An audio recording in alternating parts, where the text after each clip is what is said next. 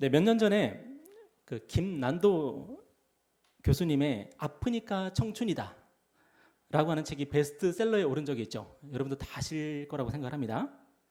이 책이 어떤 책이냐면 우리나라 역사상 가장 빠른 시일 안에 100만 부의 판매를 기록한 책이 바로 아프니까 청춘이다 라는 책입니다. 굉장한 책이죠.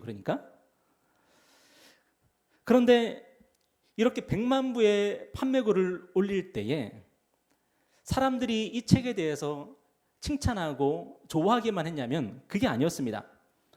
반면에 많은 청년들이 그 책의 제목을 보면서 비아냥거렸습니다. 아프면 환자지 무슨 청춘이냐 그랬던 거죠. 그래서 많은 사람들이 이 책의 제목을 잘못 지었다 이제 그렇게 말하기도 합니다. 책의 내용을 보면은 평범한 자기 개발서인데 그런데 책 제목이 너무 노골적이다 보니까 많은 비판과 오해를 이제 받았던 거죠. 그런데 제 생각에는 이 책 제목을 참 잘 지은 것 같습니다. 왜냐하면 요즘에는 노이즈 마케팅도 마케팅이니까 일단 사람들에게 널리 알려지는 게 가장 중요하니까 그렇습니다. 이 책의 제목을 아프니까 청춘이다라고 지은 것이 잘못이라면 이 작가와 출판사가 욕을 먹어야 하겠죠. 그런데 아프니까 환자라고 또 비아냥거릴 필요까지 있을까 하는 생각이 듭니다. 왜냐하면 원래 모든 인생들은 아프니까요. 여러분 안 아픈 사람 있습니까? 아프니까 청춘 맞습니다. 그런데 아프니까 노년인 것도 맞죠. 아프니까 청소년 맞습니다. 아프지 않습니까? 아프니까 어린이. 안 아픈 사람이 어디 있습니까? 우리의 마음 다 아프고 우리의 몸도 아픕니다. 그러니까 아프니까 인생인 겁니다. 아프니까 청춘이다라는 제목이 마치 청년들만 아파야 하는 것처럼 오해를 사니까 문제긴 한데 실상은 모든 인생들이 아픕니다. 문제가 있습니다. 그리고 이 아프다는 것은 뭘 또 의미하는 겁니까? 우리가 살아있다는 것을 의미하는 거기도 하죠. 여러분, 우리가 죽으면 아프지 않습니다. 우리가 죽으면 고통도 없고 갈등도 없고 고민도 없습니다. 우리가 살아있기 때문에 아픈 것이고 문제가 있는 것이고 문제를 해결하기 위해서 끊임없이 노력을 해야 되는 거죠. 그래서 우리가 인생을 살면서 깨달아야 될 가장 중요한 것 중에 하나가 뭐냐면 인생이란 본래 아프고 힘들다는 거예요. 제가 아는 어떤 자매님이 맨날 이렇게 얘기합니다. 인생 맨날 그래요. 여러분 맞습니다. 인생이 원래 그런 겁니다. 원래 힘든 거죠. 그런데 이 사실을 알지 못하고 자꾸만 부정하려고 들면 내 인생이 뭔가 잘못됐다는 생각을 하게 됩니다. 그런데 인생이 원래 아픈 것이고 문제가 있는 것이고 힘들다는 것을 깨닫게 되면은 내 인생에 어려움이 닥쳤을 때 그렇게 절망할 필요가 없는 거죠. 낙심할 필요가 없는 거죠. 원래 인생이 그런 거니까. 아프고 힘든 것이 내 인생의 기본값이라고 그렇게 딱 상정을 하고 나면은 우리는 그 다음에 어떻게 살면 되죠? 문제를 만났을 때 풀면 되는 것이고 아프면은 견뎌내고 이겨나가면 되는 것이죠. 우리가 성경을 읽으면서 위로를 받는 대목이 뭐냐면 여러분 성경을 읽을 때 어떤 대목에서 가장 위로를 받습니까? 우리 믿음의 선진들이 하나님 앞에서 사람들 앞에서 실패하고 넘어지는 대목에서 위로받지 않습니까? 위인 전기를 읽어보면 좀 뭔가 잘해요. 대단해요. 멋있어요. 그런데 성경은 우리 믿음의 선진들의 모습을 그렇게 그리고 있지 않습니다. 비겁하고 옹졸하고 치졸하고 거짓말하고 폭력적이고 우리 믿음의 선진들이 얼마나 많은 실패와 아픔을 겪는지 몰라요. 여러분 그것을 보면서 우리가 위로받지 않습니까? 그리고 또 한 가지 어떤 위로를 받아요? 그런 우리 믿음의 선진들에게 하나님이 함께 하셔서 도우셔서 그 모든 어려움들을 이겨나가게 하시더라는 거예요. 여러분 아프다는 것, 힘들다는 것 이상하게 여기지 말기를 바랍니다. 얼마 전에도 유겸이가 아팠거든요. 우리 신도 막 팔 부러지고 막 그랬잖아요. 근데 이것을 이상하게 여기면은 더 어려워지죠. 그런데 뭐가 위로가 되죠? 저는 유겸이한테 그렇게 위로했습니다. 아빠도 어릴 때 많이 아팠어. 저도 어릴 때 많이 아팠거든요. 그래서 학교 결석도 했거든요. 여러분 이게 위로가 되지 않아요? 아 이게 원래 인생이구나. 저는 신우한테 그렇게 위로하고 싶더라고요. 저는 초등학교 1학년 때 쓰레기통 위에서 놀다가 떨어져가지고 이게 머리 깼거든요. 그게 인생인 거죠. 놀다가 다칠 수도 있는 거. 여러분, 아프다는 것, 힘들다는 것을 이상하게 여기지 말고 오히려 하나님을 예배하면서 말씀을 묵상하면서 기도하면서 찬양하면서 그 아프고 힘들 때마다 넉넉히 싸워서 이겨나가기를 주님의 이름으로 축복합니다. 하나님께서 우리를 도우십니다. 하나님의 도우심으로 우리는 이겨나갈 수 있는 거예요. 오늘 본문은 이제 모세가 광야에서 하나님과 처음으로 대면하는 이야기인데, 오늘 본문에서 모세는 광야에서 양을 치다가 이 떨기나무에 불이 붙은 광경을 보게 됩니다. 그런데 원래 광야에서는 이런 일이 종종 일어난다 그래요. 광야의 온도가 너무 높고 건조하고 햇볕이 아주 뜨겁게 내리쬐면은 이 떨기나무가 아주 마른 가시나무거든요. 여러분, 가시나무니까 당연히 수분이 별로 없겠죠. 여기 자연적으로 발화를 한다는 거예요. 불이 붙는다는 거예요. 그래서 광야에서 떨기나무가 자기 스스로 불타가지고 막 재가 되는 그런 일들이 종종 있다 그래요. 모세가 그 광경을 목격을 하게 된 거죠. 그런데 한 가지 신기한 점이 있었습니다. 그게 뭐냐면 떨기나무에 불이 붙었는데, 그럴 수 있죠, 그죠? 떨기나무에 불이 붙을 수 있죠. 근데 그 떨기나무가 타지를 않더래요. 떨기나무가 불이 붙었으면은 그 마른 장작에 불이 붙었으면 어떻게 돼야 되는 거예요? 재가 돼야 되는 거잖아요. 근데 그 떨기나무가 계속 그대로 견고하게 있는 거예요. 불이 붙어 있는데도. 그래서 모세가 그 광경이 너무나 신기해서 그 광경을 보러 떨기나무로 나아가는 겁니다. 그게 바로 오늘 본문의 이야기입니다. 여러분, 그런데 왜 떨기나무가 타지 않았죠? 여러분은 오늘 본문을 끝까지 읽었으니까 그 정답을 알고 있습니다. 여러분, 왜 떨기나무가 타지 않았습니까? 그 떨기나무에 하나님이 임재하고 계셨던 거예요. 하나님이 그 떨기나무에 임재하고 계시니까, 그 떨기나무와 함께 하시니까 떨기나무에 불이 붙었는데 떨기나무가 타질 않는 거예요. 이 떨기나무는 광야에서 참 흔하게 볼 수 있는 쓸모없는 하찮은 나무였습니다. 게다가 너무 쉽게 불이 붙어서 금방 타서 재가 되어버릴 그런 나무였습니다. 그런데 하나님이 함께 하시니까 이 떨기나무가 타지 않고 재가 되지 않더라는 거예요. 오히려 그 불을 이기더라는 거예요. 여러분, 오늘 본문의 이 떨기나무는 무엇을 상징하겠습니까? 바로 모세를 상징하는 거예요. 모세는 왕년의 이집트의 왕자였습니다. 그런데 이제 그 후로 40년이 지났고 모세는 나이가 들었고 광야에서 이 장인어른의 양이나 치면서 살고 있는 그런 평범한 목자였습니다.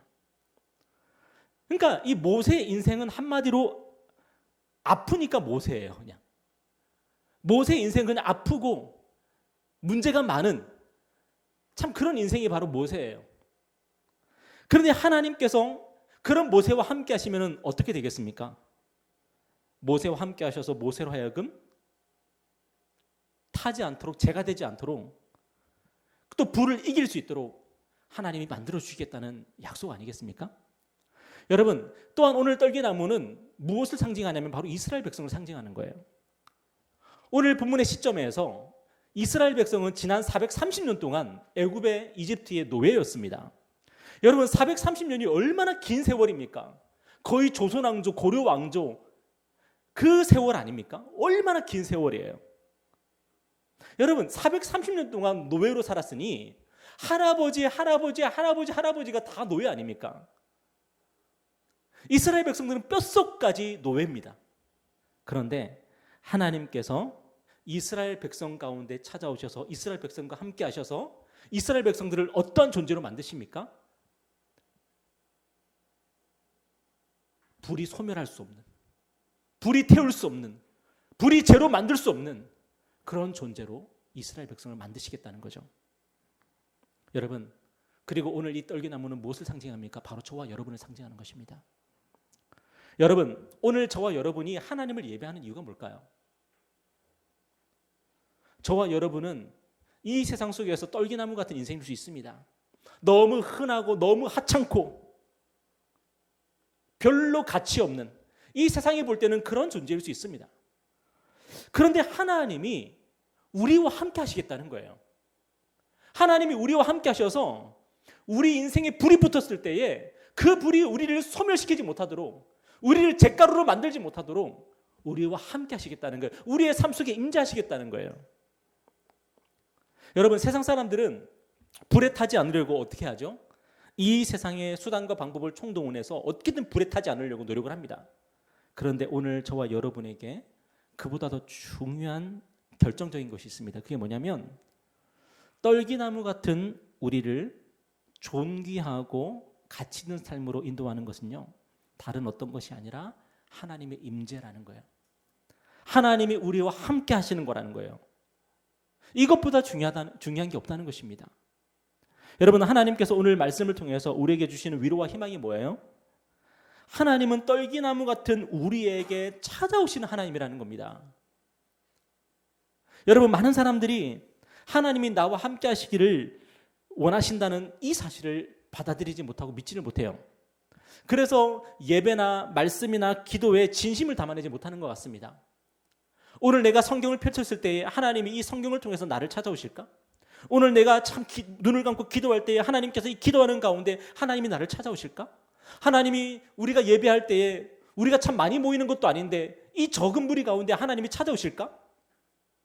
우리는 하나님이라는 존재가 있다면, 그 신이 있다면, 신은 굉장히 크고 화려하고 영광스럽고 뭔가 돋보이는 것과 함께 하지 않을까? 우리는 그렇게 본능적으로 생각을 하는 거예요.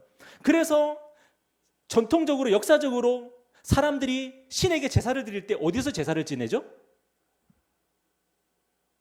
크고 높은 산의 꼭대기에서 제사를 드리지 않습니까? 광화도에 가면은 있잖아요. 첨성단이 있잖아요. 낮은 산이 아니라 높은 산 꼭대기에서 제사를 드립니다.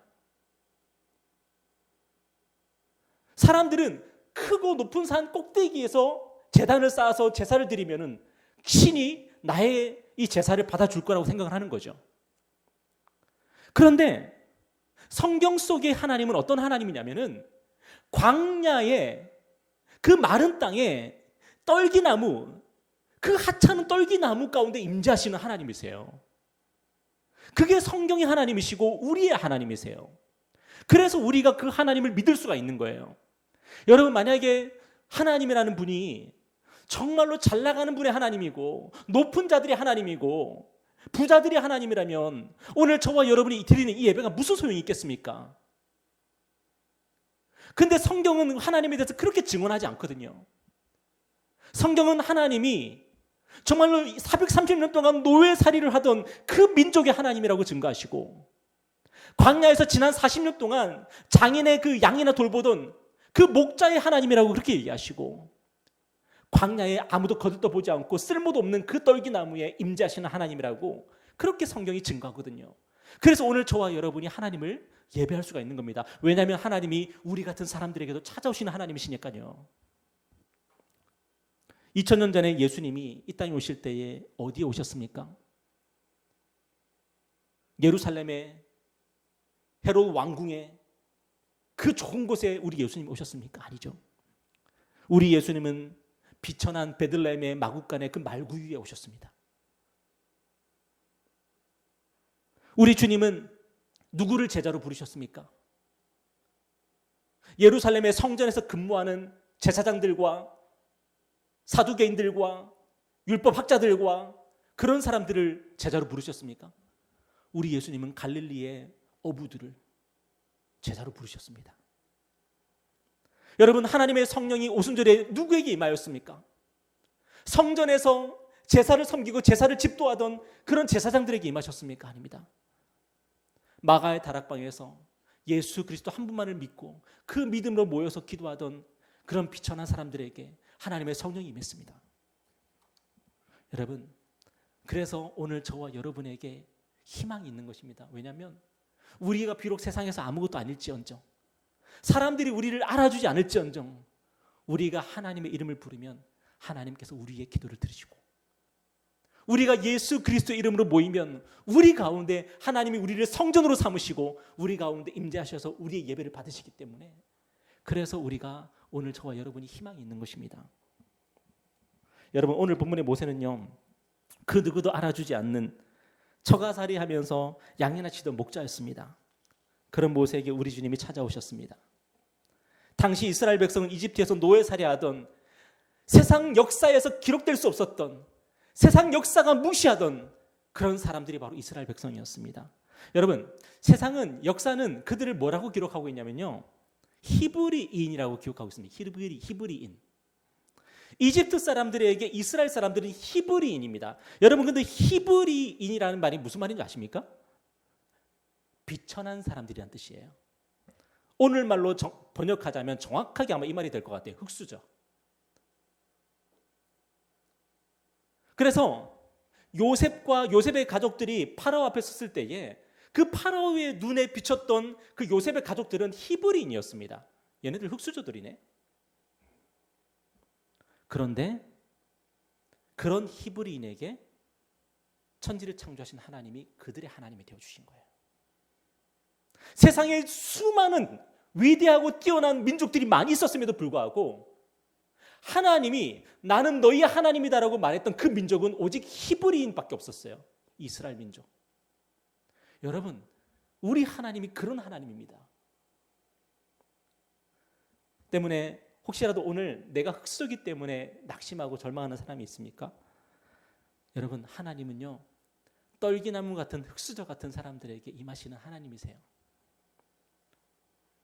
그런 하나님이시기 때문에 오늘 우리가 하나님을 예배하는 것이 우리의 기쁨이 되는 거예요.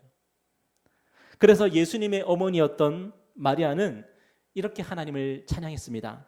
누가복음 1장 말씀 보니까 우리 한번 다 같이 한번 읽어볼까요? 자, 시작. 내 마음이 하나님 내 구주를 기뻐하였음은 그의 여종의 비천함을 돌보셨습니다. 보라, 이제 후로는 만세의 날을 복이 있다 일컬으리로다. 예수님의 어머니 마리아가 누구였습니까? 이스라엘에서 가장 가난한 동네 중에 하나였던 나사렛에 살던 그냥 어린 소녀였습니다. 세상이 아무도 주목하지 않았던. 그런데 하나님께서 그 소녀를 하나님께서 지켜보셨고 하나님의 아들의 어머니로 삼으셨습니다. 마리아가 고백하잖아요. 여종의 비천함을 돌보셨습니다. 오늘 저와 여러분이 흙수저를 할지라도 떨기나무 같은 인생을 할지라도 우리가 낙심할 필요가 없는 것은요, 하나님이 우리 가운데 임재하시고 우리 가운데 찾아오시기를 기뻐하시기 때문입니다. 여러분, 이 한 가지 사실을 저와 여러분의 소망으로 삼으시기를 주님의 이름으로 축복합니다. 안타깝게도 많은 사람들이 하나님을 믿는다고 하면서 자꾸만 이집트에 사는 것을 꿈으로 삼아요. 성공해서 파라오처럼 되려고 해요. 그런데 하나님은 우리에게 그걸 바라시는 게 아니에요. 여러분, 예수 믿고 성공했다? 사람들이 예수 믿으면 성공해야 된다고 생각을 해요. 하나님이 우리에게 바라는 게 그게 아닌데 왜 자꾸 하나님을 오해하세요? 왜 자꾸 하나님을 갖다 이상하게 만드세요? 그러시면 안 돼요. 하나님은 우리가 예수 믿어서 이렇게 잘됐다 그런 말을 들으려고 하는 하나님이 아니세요. 하나님이 정말 듣고 싶은 얘기가 뭔지 아세요? 하나님은 저 같은 비천한 사람을 돌보시는 하나님이십니다. 하나님은 저 같은 떨기나무 같은 사람들의 떨기나무 같은 존재에게 임하시는 하나님이십니다. 하나님은 그 얘기가 듣고 싶은 거예요. 우리 학생들 같은 경우에는 이렇게 생각할 수 있습니다. 나 예수 믿으니까, 나 하나님 믿으니까 나 공부 1등 해가지고 하나님께 영광 돌려야지. 물론 열심히 해서 1등 하십시오. 참 좋은 일입니다. 그렇지만 하나님이 진짜 듣고 싶은 얘기가 뭔지 아세요? 나 우리 반에서 꼴등인데 하나님이 그런 나를 사랑하시는 거야. 하나님이 그 얘기 듣고 싶은 거예요. 나 우리 반에서 운동 제일 못하는데 하나님이 그런 나를 정말 특별히 여기시는 거야. 성경이 그렇게 말하고 있는 거야.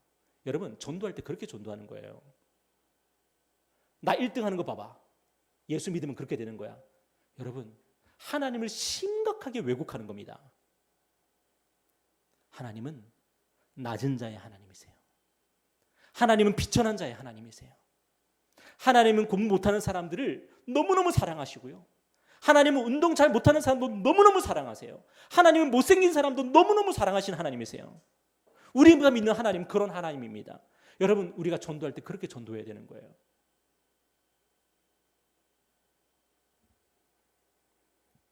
그런데 하나님은 그런 우리의 삶 속에 임재하셔서 우리가 이 삶의 무게를 견뎌내게 하세요.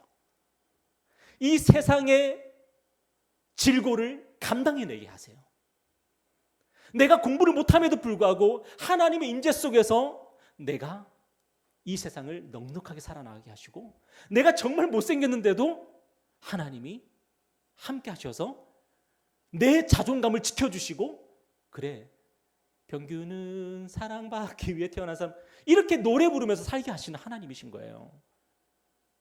우리 하나님은 낮은 자의 하나님이시고, 약한 자의 하나님이시고, 억울한 자의 하나님이시고, 슬픈 자의 하나님이신 거예요.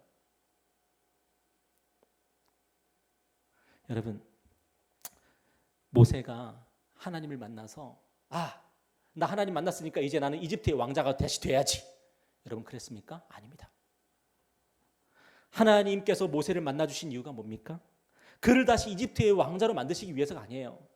이집트에 좋은 집을 주시기 위해서가 아니에요. 오히려 하나님은 모세를 만나셔서 모세를 통해서 이스라엘 백성들을 만나시고, 그 이스라엘 백성들을 데리고 광야로 나오기 위해서 모세를 만나주신 거예요. 여러분, 근데 왜 하나님께서 굳이 모세를 통해서 이스라엘 백성들을 데리고 광야로 나오게 하셨을까요? 바로 거기에 자유가 있기 때문입니다. 이집트의 자유가 있는 것이 아니라 광야의 자유가 있고요, 파라오의 삶의 자유가 있는 것이 아니라 떨기나무의 삶의 자유가 있는 거예요. 여러분, 사람들은 자유 하면서 자유를 막 갈망합니다. 그런데 사람들이 말하는 자유는 자유일까요? 정말 그게 자유일까요? 오히려 물질에 매이고, 관계에 매이고, 권력에 매이고, 이 세상에 매이는 그런 모습들을 참 많이 보지 않습니까? 그런데 하나님의 사람들의 특징이 뭐냐면 하나님 외에 다른 것에 매이지 않는 거예요. 다른 어떤 것에도 매이지 않기 위해서 하나님을 예배하는 거예요. 여러분, 우리가 착각하는 것 중에 참 큰 착각인데 그게 뭐냐면 예배를 속박이라고 생각을 하는 겁니다. 혹시 오늘 억지로 예배 나오신 분? 대부분 유겸 손 드는 거예요 지금? 손 드는 줄 알고 깜짝 놀랐어요 지금. 예. 사람들이 예배를 속박이라고 생각합니다. 그래서 오늘 예배 안 가면 안 돼? 혹시라도 오늘 예배 안 드려도 돼? 그러면 우와!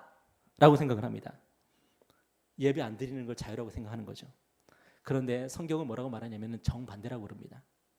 우리가 하나님을 예배하지 않으면 우리는 다른 모든 것에 매이게 된다고 말씀하세요.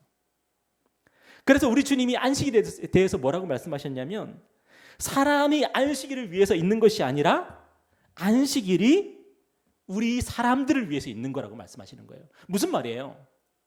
사람들은 안식을 지킨다고 생각하지만 사실은 안식일이 하나님이 이 예배가 우리를 지켜준다는 거예요. 여러분, 오늘 우리가 주일을 지키는 겁니까? 아니면 주일이 우리를 지키는 겁니까?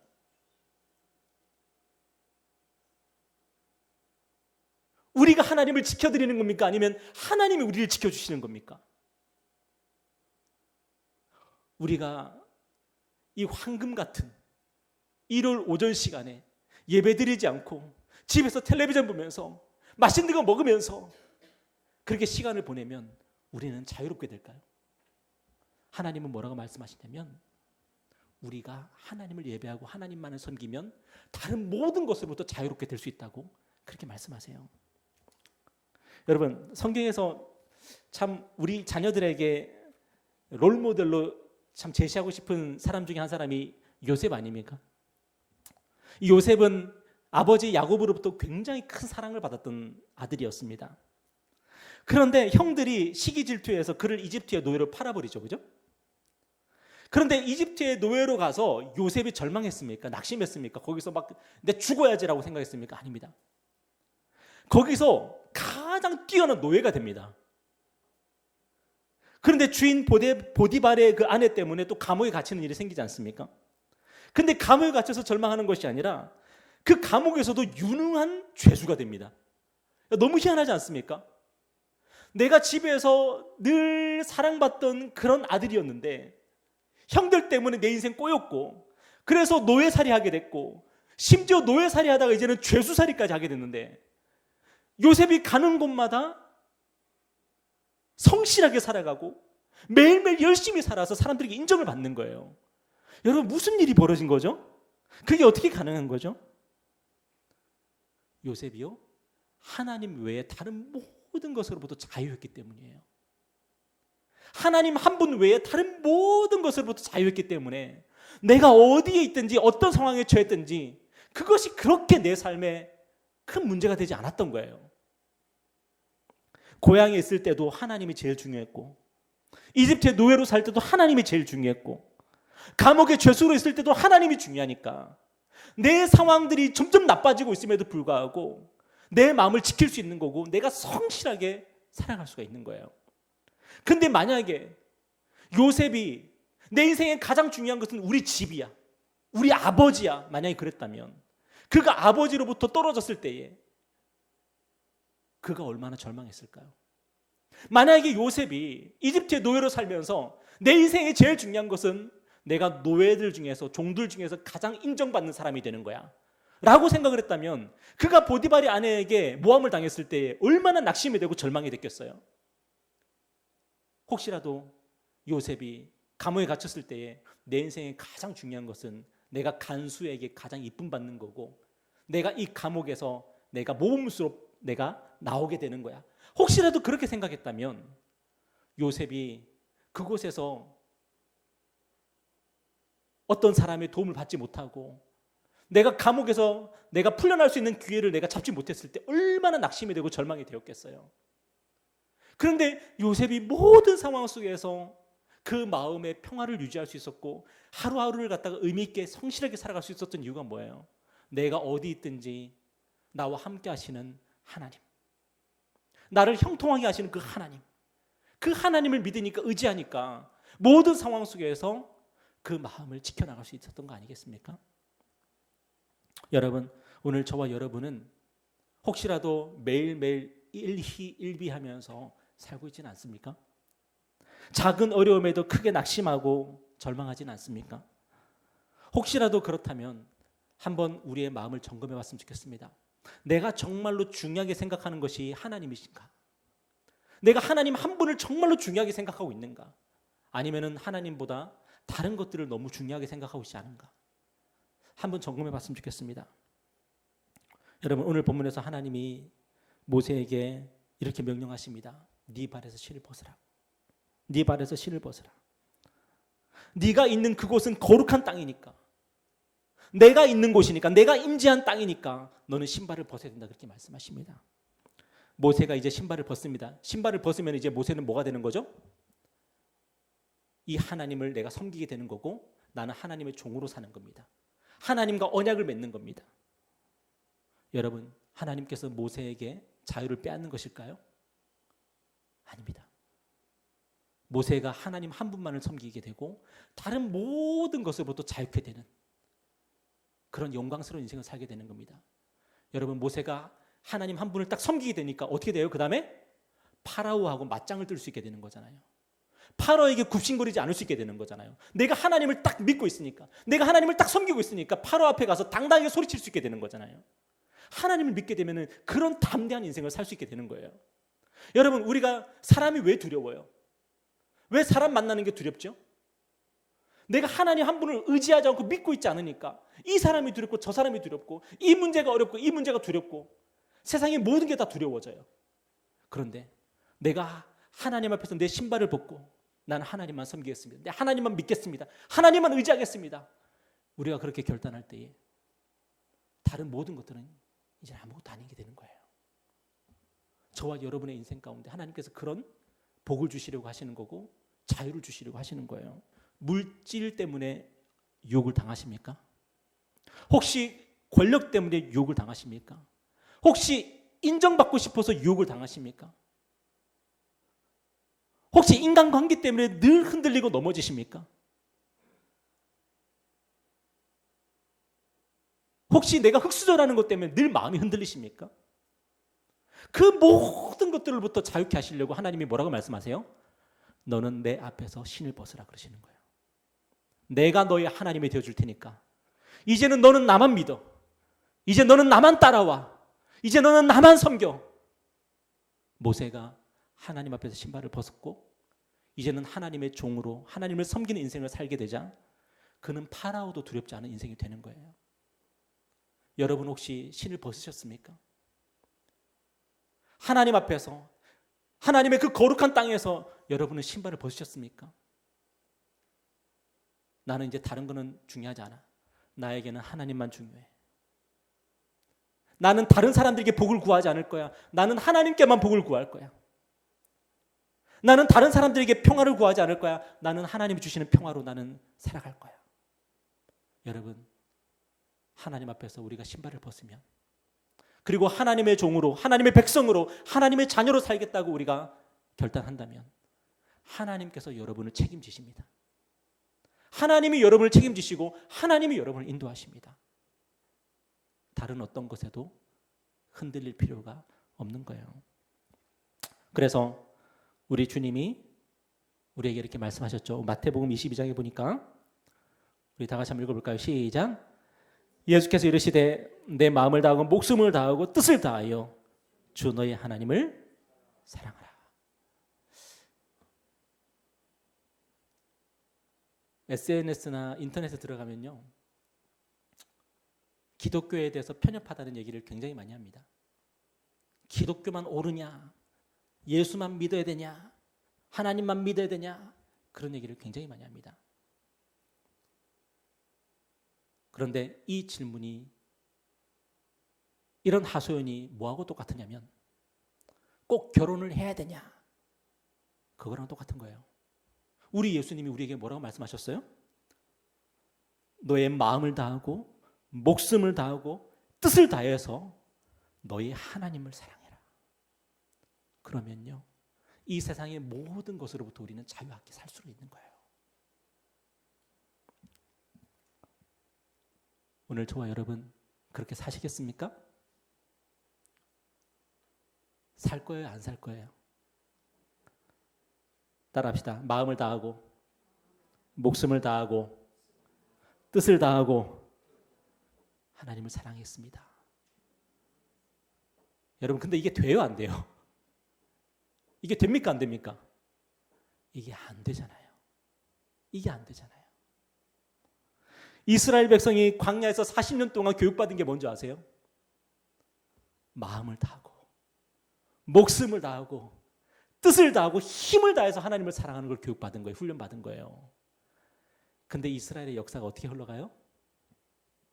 하나님을 단 한 번도 마음을 다해서 목숨을 다해서 뜻을 다해서 힘을 다해서 사랑하지 못했던 것이 이스라엘 역사였어요. 우리는 하나님을 사랑하지 못하는 거예요. 그래서 하나님이 어떻게 하셨어요? 하나님이 세상을 이처럼 사랑하사 독생자를 내어주신 거예요.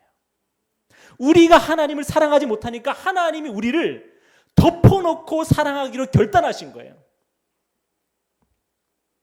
하나님과 우리가 결혼식을 올렸습니다. 그런데 우리는 자꾸만 바람을 피는 거예요.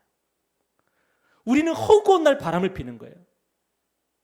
허구한 날 방탕하게 사는 거예요. 한 번도 우리의 남편이신 하나님을 사랑하지 않는 거예요. 그래서 하나님께서 어떻게 하셨다고요? 우리를 끝까지 사랑하시기로 결정하셨어요. 우리가 어떤 잘못을 범해도, 우리가 아무리 하나님을 배신해도, 아무리 바람을 피워도 하나님이 우리를 포기하지 않으시겠다고 결정하셨어요. 그래서 어떻게 하셨습니까? 우리의 죄값을, 우리의 죄짐을 하나님의 아들 예수께 돌리셨어요. 우리를 끝까지 사랑하기 위해서. 여러분, 오늘도 주님은 우리에게 말씀하십니다. 마음을 다해서 하나님을 사랑하라. 너의 목숨을 다해서 하나님을 사랑하고 너의 뜻을 다해서 하나님을 사랑해야 된다. 안 그러면 너는 이 세상에게 휘둘리게 되고, 안 그러면 너는 이 세상의 숱한 유혹 앞에서 너는 흔들리면서 너는 스스로를 괴로워하면서 살게 될 것이다. 네가 하나님을 사랑하지 못하면 그렇게 될 것이다. 네가 네 아내를 사랑하지 못하고 네가 네 남편을 사랑하지 못하면 너는 이 세상의 수많은 남자들과 수많은 여인들 때문에 너는 고통스러운 삶을 살게 되는 것하고 똑같은 거예요. 그런데 하나님께서 하나님을 사랑할 수 없는 우리를 사랑하셨어요. 하나님을 사랑할 수 없는 우리를 사랑하시기 위해서 예수님을 십자가에서 화목제물로 내어주신 거예요. 그래서 오늘 우리는 늘 하나님을 이렇게 사랑하지 못하는 이런 우리가, 하나님을 늘 배신하고 하나님을 늘 실망시켜드리는 그런 우리가, 오늘도 우리가 한 가지 확신할 수 있는 게 뭐냐면, 그런 우리조차도, 그런 못난 우리조차도 하나님이 사랑하신다는 거, 이 한 가지를 우리가 오늘도 믿으면서 하나님을 예배할 수 있는 거예요.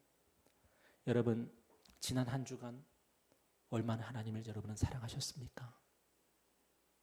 지난 한 주간 얼마나 여러분은 하나님을 사랑하셨습니까? 지난 한 주간 여러분은 얼마나 하나님을 생각했고, 지난 한 주간 여러분은 하나님을 위해서 얼마나 헌신했고, 지난 한 주간 여러분은 정말 하나님의 뜻이기 때문에, 하나님의 명령이기 때문에 행한 것이 무엇이 있습니까? 또 지난 한 주를 그렇게 허비하지 않았습니까?